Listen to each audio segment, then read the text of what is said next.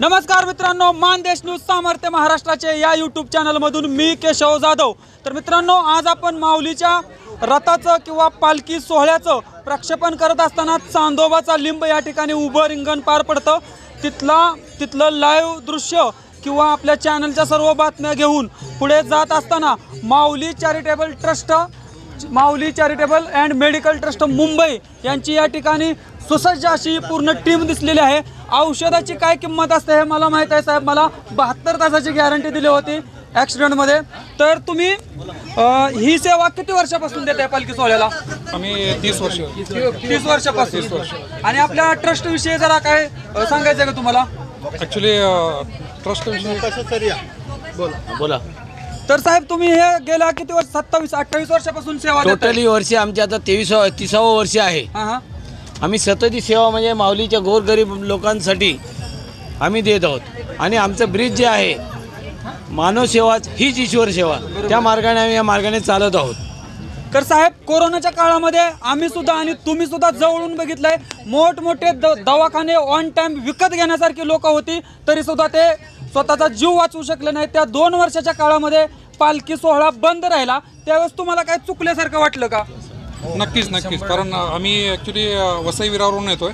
माऊलीला आम्ही 2 वर्षापासून 2019 पासून जॉईन झालेलो आहे। बरोबर। तर प्रत्येक वर्षी आम्ही 1 ते 2 दिवस इकडे येऊन सेवा देतो।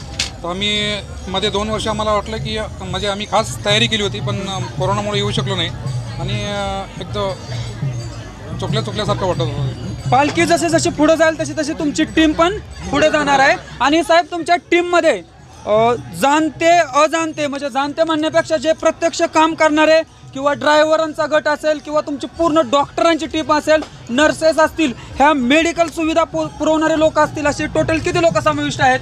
आमच्या 150 ते 200 लोक असतात। 150 लोकांची टीम आहे। आणि ही पालखी सोहळा संपल्यानंतर सुद्धा तुम्ही काय तुमचं म्हणजे तुमच्या ट्रस्टचं काय काम चालू असतं? मेडिकल कॅम्प वेगवेगळ्या गावांमध्ये गरीब लोकांच्या सेवेसाठी आम्ही जात असतो। चांगलं, तुम्ही माऊलीचं चांगलं काम करताय। अजून कुणाला काय व्यक्त व्हायचं आहे का, किंवा या ट्रस्ट कडून सेवा घेतलेले वारकरी कोण आहेत का? दादा, तुम्ही इथं गोळ्या औषध घेण्यासाठी आला होता का? हा, गोळ्या औषध घेणे। काय होत होतं तुम्हाला? मला काय गुडघे दुखते ते म्हणा।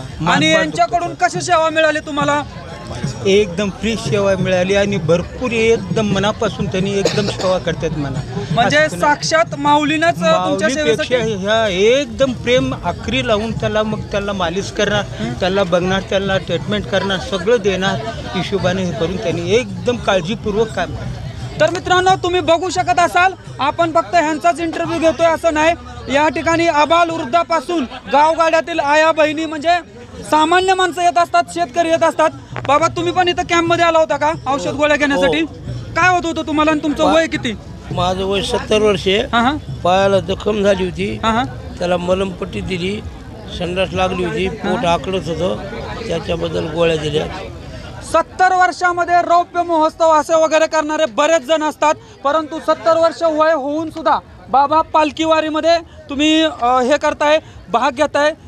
खरंच तुमचं नावाजण्याजोग आहे। अजून काय सांगायचं सर? आमचं भंडारा असं 4 ठिकाणी लोकांना विठुरायाकडे आमची हीच एक मागणी आहे की वर्षोनवर्षी अशीच आमच्याकडून सेवा करून घेत जावी आणि आमच्या सर्व मंडळींकडून।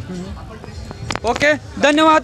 तर कॅमेरामन स्वप्नाली जाधव सह मी केशव जाधव, मानदेश न्यूज, चांदोबाचा लिंब, तरडगाव।